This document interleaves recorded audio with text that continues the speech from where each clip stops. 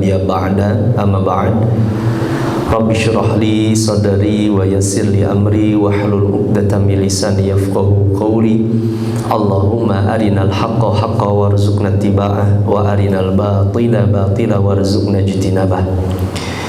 Baik, alhamdulillah, hadirin ikhwafillah rahimani wa rahimakumullah. Bapak Ibu semua yang dimuliakan oleh Allah, di malam kali ini bersyukur kepada Allah kita bisa melanjutkan kembali setelah di pertemuan sebelumnya kita membahas nama dan sifat Allah Ar-Razzaq. Jazakallah.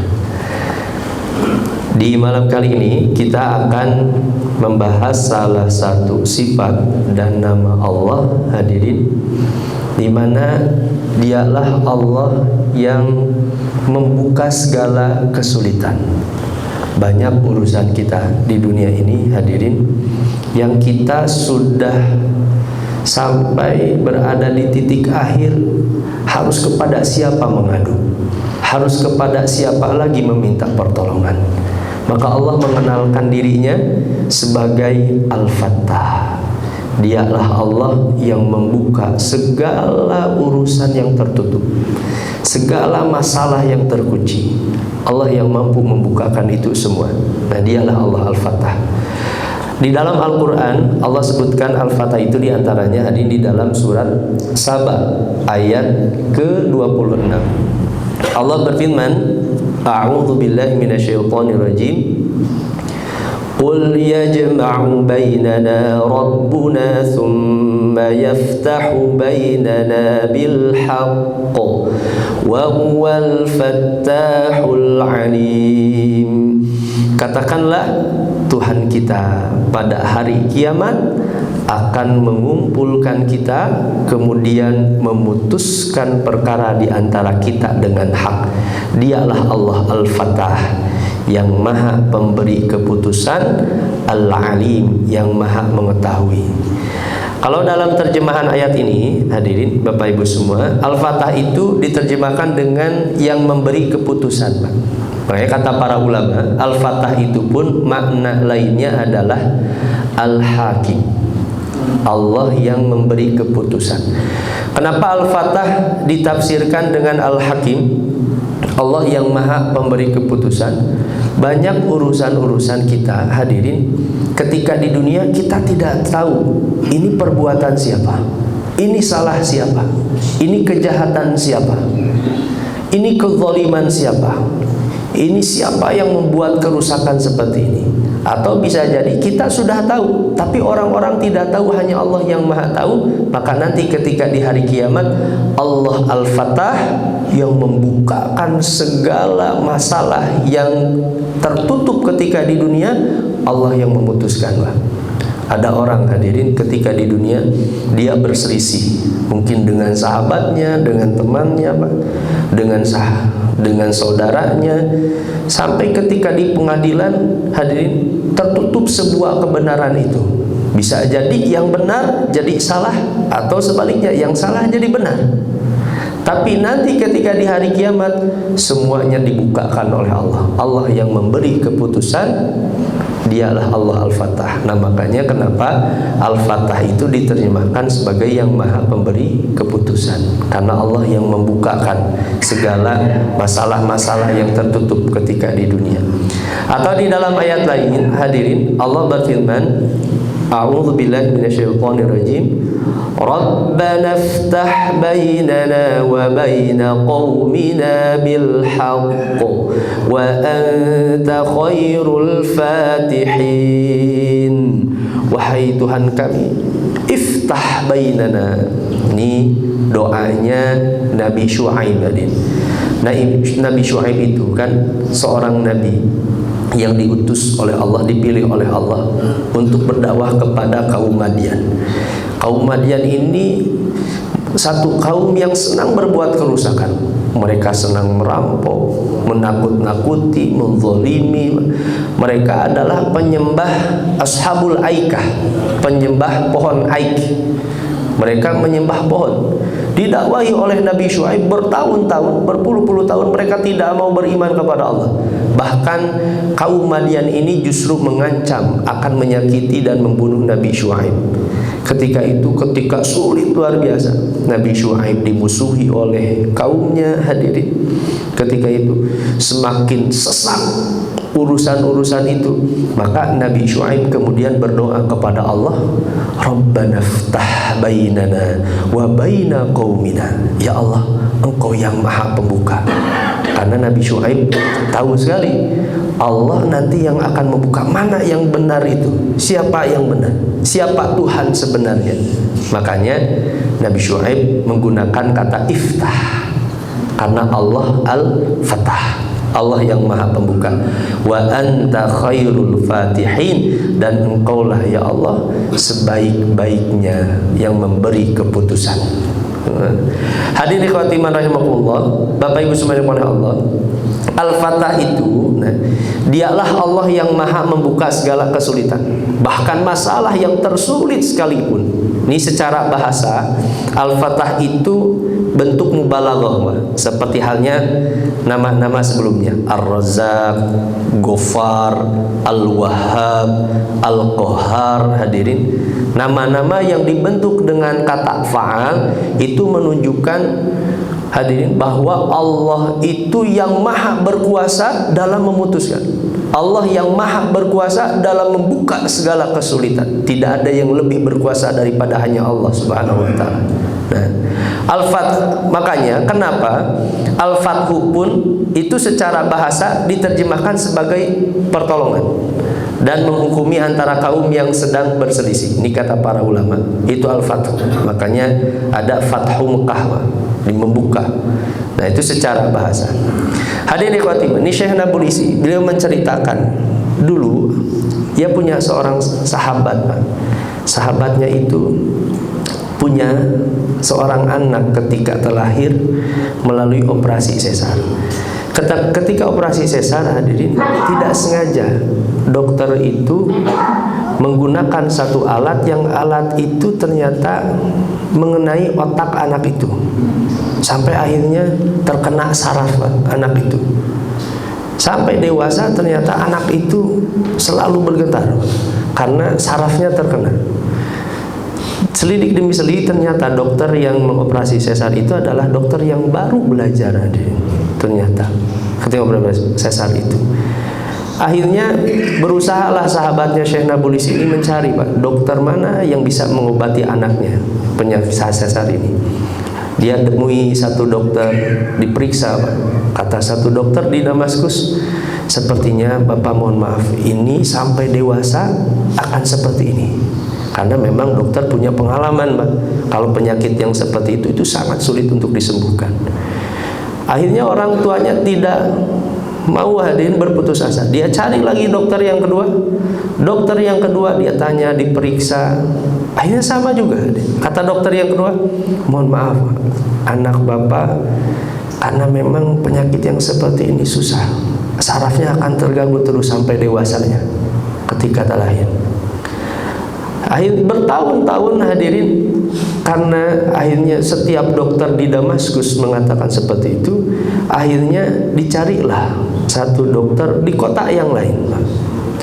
Ternyata satu dokter ini, kata Syekh Nabulsi, dokter ini terkenal ibadahnya baik, lebih dekat kepada Allah, dia beriman kepada Allah. Dokter yang ketiga ini, dia pun tahu, Pak, bahwa penyakit itu sangat sulit untuk disembuhkan. Tapi dokter itu tidak berputus asa kepada Allah. Dia mengatakan, saya akan berusaha sebisa mungkin untuk menyembuhkan anak Bapak. Akhirnya dia berusaha, Pak. Ketika itu berbulan-bulan, hadirin, anaknya kemudian diobati, diurus oleh dokter itu. Dokter itu pun kemudian membantu berdoa kepada Allah. Sampai satu waktu ternyata anak itu sembuh dari penyakitnya dan tumbuh dewasa tanpa penyakit saraf itu, Pak. Kata Syekh Nabulsi, dialah Allah Al-Fatah yang bisa menyembuhkan segala penyakit itu. Hadirin, Bapak Ibu semuanya oleh Allah, dokter apakah salah? Enggak, hadirin. Karena memang kan kalau dokter mereka bekerja sesuai dengan pengetahuannya, sesuai dengan pengalamannya. Tapi bagi orang-orang yang beriman, Siapa saja yang beriman kepada Allah Al-Fattah, jangan pernah sedikit pun berputus asa terhadap hadirin, terhadap kebaikan-kebaikan Allah. Allah dia yang maha menyembuhkan segala penyakit. Dialah Allah yang membuka segala rezeki. Dialah Allah hadirin yang memudahkan segala urusan-urusan kita. Dialah Allah Al-Fattah. Hadirin Bapak Ibu semua oleh Allah, ini saya pribadi, saya punya pengalaman sendiri Pak. Ini anak yang ketiga Pak Hanif. Dulu jadi di antara 4 anak, Hanif itu dari kecil punya penyakit alergi. Makan telur, wah kalau makan telur merah luar biasa. Makan daging itu gatal luar biasa. Ketika di Bandung, saya berapa dokter spesialis kulit saya datangi. Saya di Dago datangi. Dokter benar yang terkenal senior saya datangi. Sudah mengeluarkan uang bahkan ratusan ribu jutaan untuk obat dulu waktu usia 1 sampai usia 3 tahun. Bahkan sampai parah-parahnya, saya masih ingat sekali Hanif itu tangannya itu dan kakinya semuanya berdarah. Karena kan namanya anak kecil kalau gatal nggak bisa ditahan. Dia garuk sampai darah semua, sampai iritasi, bahkan sampai keluar nanah dia. Saya masih ingat sekali. Satu waktu kemudian, saya tahun 2022 kemarin kan kuliah S2 ke Gontor. Saya kemudian berpikir seperti ini, ya Allah, di Bandung saja, kotanya kota besar Pak, dokter spesialis banyak kan itu. Dokter spesialis banyak pun sampai hari ini Hanif itu belum sembuh dari sakitnya, dari alerginya. Sampai berapa kali harus dicek darah dan sebagainya. Kemudian saya punya perasaan seperti ini. Ponorogo itu kan kota kecil, Pak. Kemungkinan dokter pun sedikit, dokter spesialis. Tapi saya masih berharap, ya Allah, saya tahu bahwa Engkau yang maha menyembuhkan. Bisa jadi meskipun di Bandung dokter spesialis banyak, tapi Engkau yang menghendaki. Kalau di Ponorogo meskipun kota kecil, dokter pun sedikit, tapi saya tahu Engkau yang maha menyembuhkan. Akhirnya kita pindah Pak. Karena Hanif itu masih butuh penyembuhan, saya pun akhirnya cari dokter kulit di sana. Ketemulah dengan biaya yang lebih murah, bahkan 2 kali lipat lebih murah di kota Bandung. Obat-obatnya lebih murah. Tapi saya bertemu dengan dokter, dia masih muda, sabar sekali dan tahu sekali caranya. Yang takaran saya tahu, obatnya pun sampai saya hafal sekali Pak, obat-obatnya semua. Saya ke tiap apotek saya hafal. Tapi dokter itu tahu takarannya, bagaimana cara menyembuhkannya, apa yang harus dimakan, apa yang dihindari. Ketika di Bandung, saya sampaikan dokter, dok, Hanif itu gak bisa makan telur, gak bisa makan daging. Semua dokter di Bandung, Bapak mau tidak mau hindari makanan itu. Ketika di Bandung Pak. Ketika di Ponorogo saya sampaikan, dok, alerginya itu makan telur, makan daging, makan ikan itu kan. Dokter yang di Ponorogo unik, Pak, kalau Bapak nggak ngasih protein kepada anak, anak kurang gizinya. Kasih sedikit demi sedikit. Saya sejak di Ponorogo akhirnya dengan istri kasih sedikit, meskipun memang gatal, tapi kasih sedikit. Kemudian saya obati yang itu, kasih sedikit demi sedikit, sampai ketika di Ponorogo Pak akhirnya sembuh Pak. Ketika saya kuliah di Ponorogo Jawa Timur tinggal 1 tahun, karena dialah Allah Al-Fattah, Allah yang membuka segala kesulitan. Secara akal kita mungkin hadirin kita bergantung kepada dokter, kita bergantung kepada obat Pak. Kita bergantung kepada keadaan, kita bergantung kepada uang. Padahal yang membuka segala kesulitan itu adalah hanyalah Allah Subhanahu wa ta'ala. Allah yang menentukan kapan urusan-urusan itu dibuka oleh Allah Subhanahu wa ta'ala. Allah berfirman di dalam Al-Qur'an hadirin di surat Asy-Syu'ara ayat 78 sampai 80. Alladzi khalaqani fahuwa yahdin walladzi huwa yut'imuni wa yasqin wa idza maridtu fahuwa yashfin. Dialah Allah yang menciptakanku, maka dia Allah yang memberi petunjuk kepadaku. Dia pula yang memberi makan dan minum. Apabila aku sakit, dialah yang menyembuhkanku. Wa idza maridtu fahuwa yashfi. Ketika kita sakit, hanya Allah hadirin. Bukan dokter, bukan obat yang menyembuhkan, tapi Allah yang menghendaki kesembuhan itu. Meskipun dokter yang paling terbaik sekalipun, obat yang paling manjur sekalipun, hadirin. Bapak Ibu semua, ada obat yang paling manjur, Pak. Ada 100 pasien, penyakitnya sama, sakitnya sama. Kira-kira pakai obat itu semua sembuh tidak, hadirin? Tidak, hadirin. Ada yang sembuh, ada yang tidak. Karena kesembuhan itu kehendak Allah Azza wa Jalla. Manusia hanya berusaha sesuai dengan porsi keilmuannya saja, hanya porsi dengan kuasanya saja. Nah, kata Imam Al-Khattabi, apa makna Al-Fatah itu? Kalau kata beliau, Al-Fatah itu huwal hakimu baina ibadi. Dialah Allah pemberi keputusan di antara hamba-hambanya. Dan begitu pula makna Al-Fatah juga, alladzi yaftahu abwabar rizqi war rahmah li ibadihi wa yaftahul munghalaq alaihi min umurihim wa asbabihim wa yaftahu qulubahum wa uyuna basairihim. Begitu pula Al-Fatah itu digunakan untuk makna, hadirin, Allah yang membuka pintu-pintu rezeki. Itu makna Al-Fatah. Allah yang membuka pintu rahmat, kasih sayangnya kepada hambanya. Allah yang membuka segala urusan yang tertutup, terkunci. Satu waktu, Bapak Ibu semua, kalau kita punya masalah, Pak, sulit kita pecahkan. Bahkan mungkin berbulan-bulan masalah itu tidak selesai. Sebut nama Allah Al-Fatah. Panggil Allah Al-Fatah. Ya khairul fatihin, ya Fatah, engkau yang maha pembuka. Saya punya urusan ini, ya Allah, selesaikan. Belum beres-beres urusan ini, ya Allah, saya punya penyakit tidak kunjung sembuh. Ya Fatah, engkau yang maha pembuka. Minta kepada Allah, karena Allah yang membuka itu. Begitu pula makna Al-Fatah itu, wa yaftahu qulubahum. Allah yang membuka hati-hati hambanya. Bapak Ibu semua yang dimuliakan oleh Allah, hari ini, malam ini kita merasakan nikmatnya sholat berjamaah, hadirin. Kita mengaji bersama tentang Al-Fatah, karena Allah yang membukakan hati kita, Pak.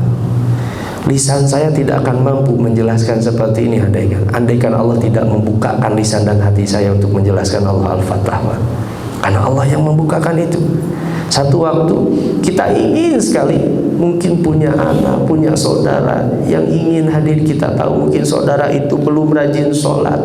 Minta kepada Allah Al-Fatah, karena Allah yang membuka hati-hati setiap manusia. Ya Allah, saya punya anak-anak masih sulit untuk melaksanakan sholat. Sebut nama Allah Al-Fatah, hadir.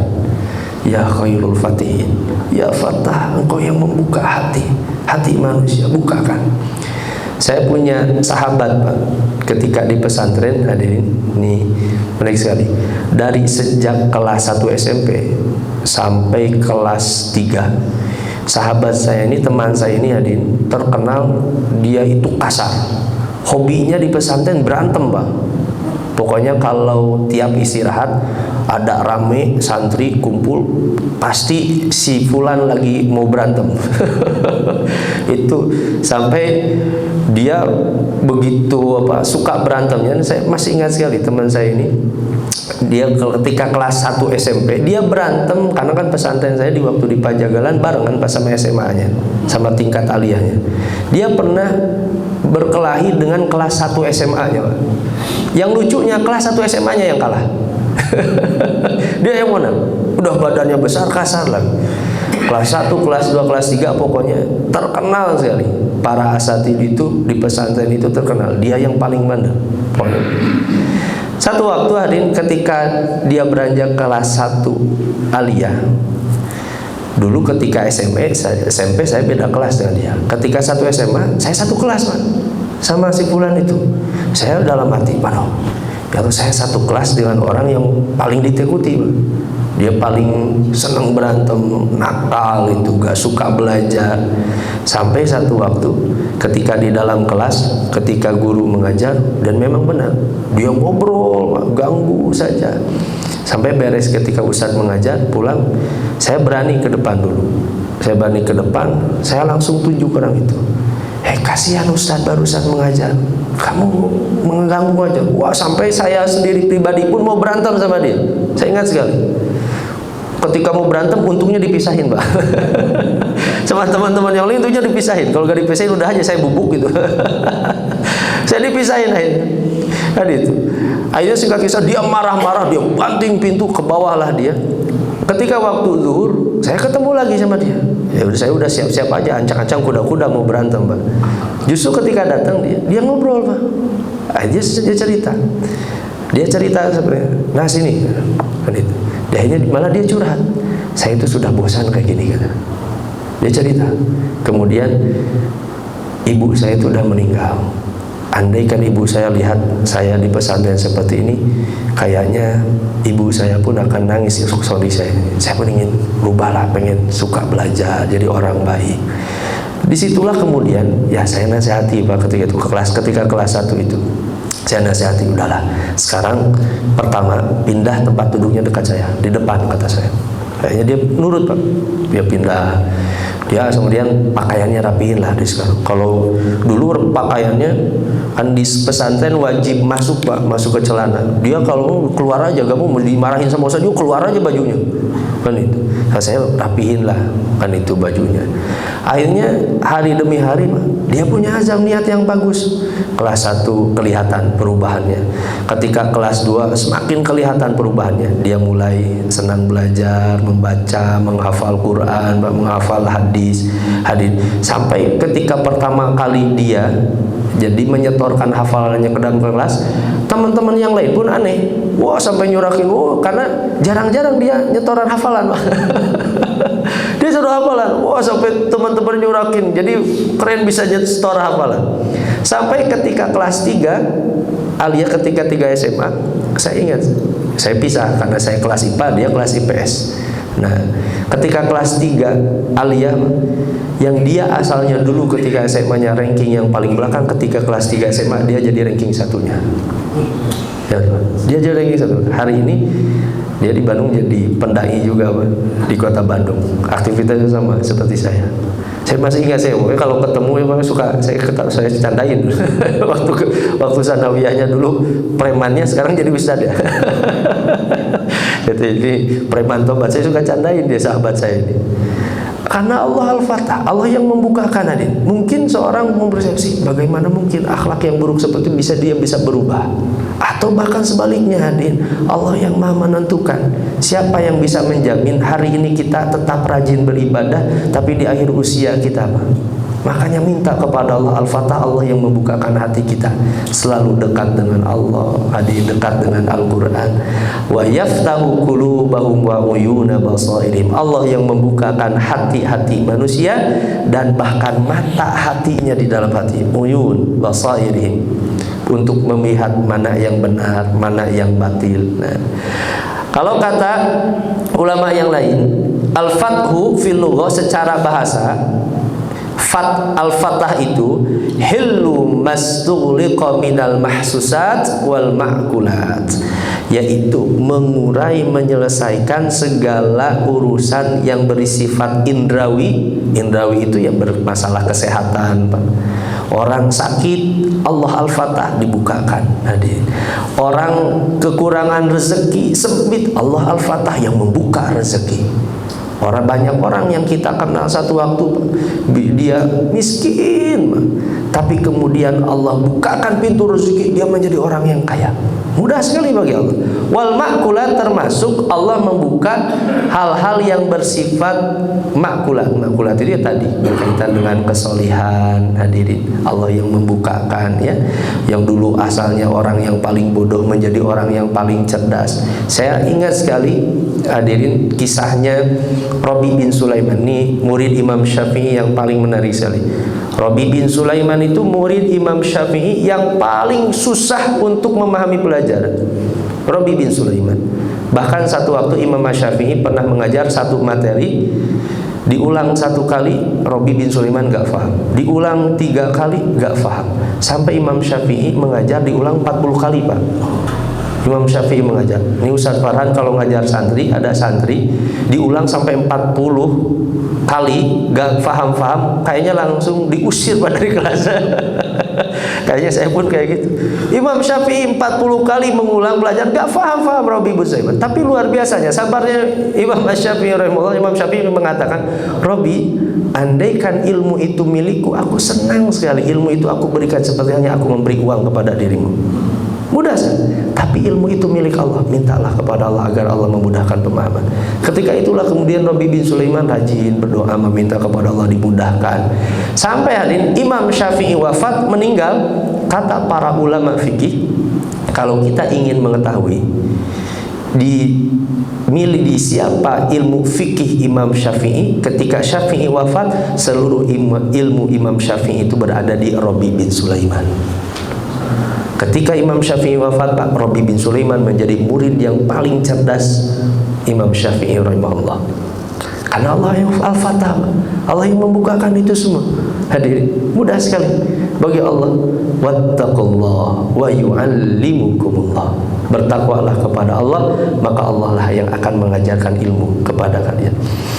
Walidzalika fayaftahu ma tughlaqu 'alal ibad min asbabihim.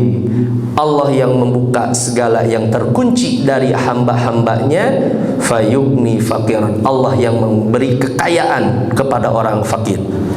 Wa yufarriju an makrub. Allah yang memberikan kemudahan hadirin, menyelesaikan masalah dari segala kesulitan. Wa yusahhilu matlaban. Allah yang mempermudah segala urusan. Wa kullu dzalika yusamma fathan. Nah, makanya semua hal itu dinamakan dalam bahasa Arab disebut dengan fath, pembuka. Orang yang asalnya miskin jadi kaya, dia sudah mendapatkan fath dari Allah, pembuka dari Allah. Orang yang punya masalah, terlilit hutang, gak selesai-selesai, Allah berikan kemudahan, beres masalahnya, dia sudah mendapatkan fath, pembuka. Makanya para ulama hadirin, Bapak Ibu semua, ini saya tidak cantumkan, itu menulis banyak kitabnya dengan sebutan kitab fath. Kitab Sahih Al-Bukhari terbaik kata para ulama, penjelasan kitab Sahih Al-Bukhari karyanya Imam Ibnu Hajar Al-Asqalani disebut dengan Fathul Bari, pembuka Al-Bari yang Maha Pencipta. Imam Ibnu Hajar Al-Asqalani itu kan menulis syarah penjelasan Imam Al-Bukhari sampai 20 tahun, Pak. Menulis satu karya menjelaskan hadis, seluruh hadis di dalam kitab Sahih Al-Bukhari berkaitan dengan riwayatnya, rawinya, isi hadisnya, itu beliau menulis sampai 20 tahun hadirin. Makanya kemudian beliau berikan nama Fathul Bari, karena beliau bisa menulis selama 20 tahun karya yang luar biasa itu karena ada fath, pembuka dari Allah. Andaikan bukan adil Allah, bukan. Imam Asy-Syaukani, beliau ulama luar biasa, ahli dalam berbagai bidang. Beliau menulis kitab namanya Fathul Qadir dalam kitab tafsir. Fath, pembuka, Al-Qadir yang Maha Berkuasa. Karena beliau sadar dia tidak akan bisa menulis tafsir dari Al-Fatihah sampai An-Nas andaikan Allah tidak membuka ilmu itu. Fathul Qadir. Atau ada satu kitab dalam bidang tasawuf, Fathur Rabbani. Karena kesolihan itu Allah yang membuka. Makanya para ulama pun menyebut dengan fath, pembuka. Nah, hadirin ikhwati iman, ini beberapa makna dari kata Al-Fattah. Pertama, Allah lah yang menghukumi manusia secara adil. Itu makna Al-Fattah, Pak. Hadirin, satu waktu kita dizalimi, dikhianati, disakiti oleh orang lain, jangan khawatir, karena kita punya Al-Fattah. Nanti Allah yang akan membuka semua. Siapa saja yang menzalimi kita akan diadili oleh Allah. Dialah Allah Al-Fattah.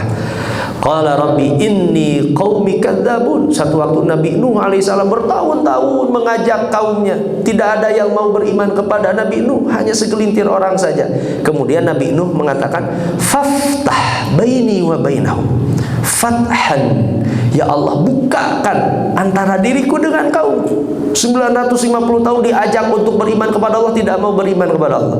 Bukakan ya Allah, kata Nabi Nuh alaihissalam. Nah, Nabi Nuh menggunakan kata fathah. Kedua, fathah juga bermakna Allah pemilik segala kunci yang gaib. Hadirin, segala yang tertutup hanya Allah yang Maha tahu. Ini di dalam surat hadirin Luqman ayat terakhir 34, Allah berfirman, Innallaha indahu ilmus sa'ah. Sungguh hanya milik Allah lah. Tentang apa? Pertama, ilmu sa'ah, tentang hari kiamat. Kapan hari kiamat terjadi, Pak? Dulu saya ingat Mama Loren, kata Mama Loren kan hari kiamat terjadinya kapan, Pak? 2012 kalau nggak salah. Sekarang udah 10 tahunnya Mama Lorennya udah kiamat duluan, Pak. Wa yunazzilul ghais. Allah yang Maha tahu kapan turun hujan. Bukankah udah ada sekarang perkiraan cuaca? Namanya juga perkiraan, Pak. Tapi nyatanya hujan atau enggak seringkali meleset. Hanya Allah yang Maha tahu. Wa ya'lamu ma fil arham. Allah yang Maha tahu apa yang ada di dalam rahim. Saya dulu pernah kisahkannya, anak keempat saya yang perempuan berapa kali USG, Pak, laki-laki lagi, Pak, katanya. Setelah anak kedua, ketiga, itu laki-laki. Ternyata Allah mudahkan, hayang tahu ketika keluar perempuan. Wa ma tadri nafsum madza taksibu ghadan. Dan tidak ada satu jiwa pun yang mengetahui apa yang akan ia dapatkan besok. Kita nggak tahu besok apakah dapat rezeki, mungkin dapat musibah, bencana, penyakit, naudzubillah. Hadirin, kita tidak tahu apa yang akan terjadi besok. Wa ma tadri nafsum bi ayyi ardin tamut. Dan tidak ada satu manusia pun yang mengetahui di tanah yang mana kita akan meninggal dunia yang kita pegang. Apakah sedang di rumah, di jalan, di pasar, di kantor, di masjid, kita tidak tahu. Karena Allah Al-Fattah yang Maha tahu terhadap segala kunci yang gaib itu. Innallaha alimun khabir. Kemudian hadirin, yang ketiga, Allah lah yang membukakan hikmah, ilmu, kepahaman dalam agama. Itu makna Al-Fattah. Makanya siapa saja hadirin yang mendekat kepada Allah, dia belajar, Pak, menghafal Quran, menghafal hadis, belajar karya para ulama, sampai kapanpun tidak akan pernah sombong karena tahu ilmu itu datang dari Allah. Hadirin, dia tidak akan pernah jumawa dengan ilmu yang ia miliki karena tahu yang membukakan ilmu dia bisa menghafal, hadirin, memahami, bisa membaca Al-Quran. Itu memang karena Allah Al-Fattah yang membukakan itu. Wattaqullah wa yu'allimukumullah wallahu bikulli syai'in alim. Bertakwalah kepada Allah, Allah yang akan memberikan ilmu, mengajarkan ilmu itu semua. Kemudian, nih hadirin ikhwati iman, ini saya ringkas saja ya, gak kerasa sudah masuk waktu Isya. Nah, Nabi ini satu waktu mengajarkan doa kepada kita semua, Pak. Ini diantara hikmahnya. Kenapa Nabi ketika hadirin masuk masjid mengajarkan ini? Allahumma ftahli abwaba rahmatik. Kalau Nabi masuk ke dalam masjid, Nabi bersolawat dulu. Hadirin, ini Nabi memerintahkan para sahabat untuk bersolawat, mengucapkan salam, Allahumma sholli ala Muhammad, Allahumma sholli wa sallim ala Muhammad. Kemudian Nabi mengajarkan, hendaklah kalian mengatakan Allahumma ftah, ya Allah bukakanlah li, untukku, abwaba rahmatik, segala pintu rahmatmu. Kan rahmat itu maknanya luas, Pak. Kesehatan, ya, makna rahmat. Allah hindarkan kita dari musibah, Allah jauhkan kita dari maksiat, Allah jauhkan nanti dari panasnya api neraka, Allah berikan ilmu yang bermanfaat. Makanya kenapa Ar-Rahman, dulu saya pernah sampaikan, itu menjadi nama yang paling mulia yang Allah miliki, karena Ar-Rahman itu adalah sebagai bentuk kasih sayang apapun yang Allah berikan kepada kita. Makanya doa ketika masuk masjid, Allahumma ftahli abwaba rahmatik. Hadirin ikhwati manakullah, ini sebagai penutup, kata Imam Al-Ghazali, kalau kita sudah mengenal Allah Al-Fattah, Allah yang membukakan segala kesulitan, Allah yang memudahkan segala urusan, Allah yang menyembuhkan segala penyakit, kata beliau, yang bagi an yata'at toshal abdu ila an yasira bihaithu yanfatiha bilisanihi maghalikal mushkilat al-ilahiyah. Pertama, kata Imam Al-Ghazali, dia harus sadar, dia harus bergantung kepada Allah yang membukakan lisan dari hadirin rahasia-rahasia ilahiyah itu hanyalah Allah, Pak. Ini terkhusus Ustadz Farhan, saya, Pak, ketika mengajar, mengisi ceramah, jangan punya perasaan bahwa yang bisa memberikan pemahaman itu adalah lisan, Pak. Bukan. Allah yang membukakan keilahian itu. Bapak Ibu semua, sampainya penjelasan saya itu Allah yang mengantarkan itu ke dalam hati, bukan karena apa yang saya usahakan, saya baca kitab, saya tulis, bukan semata-mata itu, tapi karena Allah. Sehebat apapun saya, andaikan Allah tidak membuka pintu hati itu, hadirin, akan tertutup selamanya. Begitu pula kata Imam Al-Ghazali, wa an yatayassara bi ma'rifatihi ma yata'assaru 'alal khalqi. Itu keliru, bukan syirik. Minal umur ad-diniyah wa dunyawiyah. Orang yang mengenal Allah Al-Fatah, kata Imam Al-Ghazali, dia harus senang memudahkan urusan-urusan sulit dari makhluk-makhluknya. Andaikan kita ingin dibukakan segala urusan kita oleh Allah, mudahkan urusan-urusan saudara kita, maka Allah akan mudahkan segala urusan kita, dibukakan urusan agamanya, dunianya, liyakuna lahu hadzun min ismil fattah, agar kita mendapatkan bagian dari Al-Fattah, maka mudahkanlah segala urusan saudara-saudara kita. Kita bantu, kita tolong, hadirin, kita doakan supaya kita mendapatkan bagian dari Al-Fatah itu. Oleh karena itulah Nabi mengatakan, man nafasahan mu'minin qurbatan min qurabi dunya, nafasallahu anhu qurbatan min qurabi yaumil qiyamah. Siapa yang meluaskan, menyelesaikan kesulitan seorang mukmin, Allah akan mudahkan berbagai kesulitan-kesulitan di dunia. Wa man yassara ala muhsin, siapa yang memudahkan, yassarallahu alaihi fid dunya wal akhirah, Allah akan memudahkan pula urusan-urusan di dunia dan akhiratnya. Ini kata Nabi, siapa saja yang sudah mengenal Al-Fatah, pasti dia tidak mau menyulitkan, memberatkan saudaranya. Dia ingin selalu saudara-saudaranya mudah, bahagia, senang, sejahtera. Siapa saja yang sudah mengenal Allah Al-Fatah. Wallahu a'lam bishawab, hadirin. Nah, itulah diantara makna Al-Fatah dan bagaimana cara mengamalkan Al-Fatah dalam kehidupan kita, hadirin. Maka siapa saja yang mengenal Allah Al-Fatah tidak akan pernah berputus asa sampai kapan. Allah yang membuka segala kesulitan yang terkunci, dan siapa saja yang mengenal Allah Al-Fatah, maka dia akan senang untuk memudahkan urusan saudara-saudaranya. Semoga bermanfaat, hadirin, Bapak Ibu semua. Insyaallah nanti di kesempatan lain kita akan bahas makna nama dan sifat yang lain.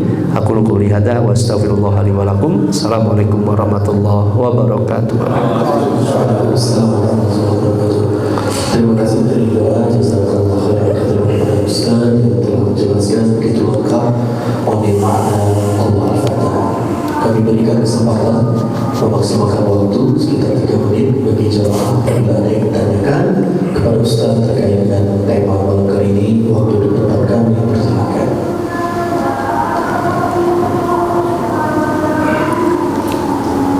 Cukup kan? Cukup. Insyaallah. Baik, jemaah sekalian, terima kasih hadirannya. Insyaallah kita akan bertemu kembali di pekan yang akan datang. Menurut jadwal insyaallah di Sabtu subuh saja, karena sudah masuk ke pekan ketiga, dan nanti untuk waktu pastinya kami akan konfirmasi lagi. Mudah-mudahan jemaah berikut Ustaz senantiasa dalam keadaan afiat, dipanjangkan usia, istiqomah, amin, kebaikan, senantiasa mendapatkan fathah dari Allah Subhanahu wa Ta'ala. Al-Fatihah. Amin ya rabbal alamin. Amin. Assalamualaikum warahmatullahi wabarakatuh. Waalaikumsalam warahmatullahi wabarakatuh. Alhamdulillah. Sami-sami saudara. Alhamdulillah.